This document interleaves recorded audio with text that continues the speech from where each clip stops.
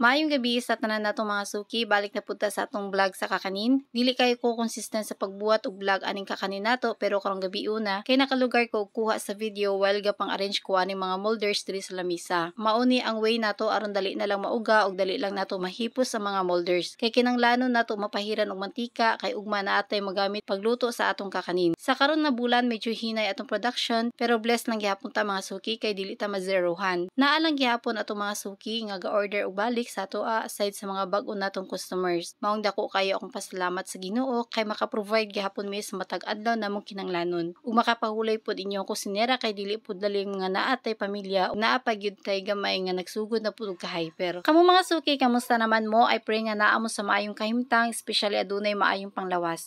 Pito mga suki, last day na karon sa adlaw sa Oktubre ug November 1 na pud ugma. Sigurado ko nga magbaha na pud sa Biko ug binignit kay mostly mao na jud na ang naanda nato mga Pilipino. Ug adlaw po duman sa pagduaw sa minahal sa kinabuhi nga nipanaw na. Ugma ang ganap namo mga suki magluto sa kakanin para sa mga nagpa-reserve na daan. Ugmay na lang morning ang schedule sa delivery ug pick up nato. Ug aduna pa may higayon nga magsuroy dito sa balay sa akong ugangan.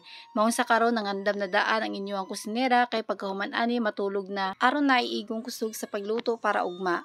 Dili lang kakanin atong asikasuhon, lakip na pud ang atong pamilya ug dili na lang kutob mga suki. God bless sa atong tanan.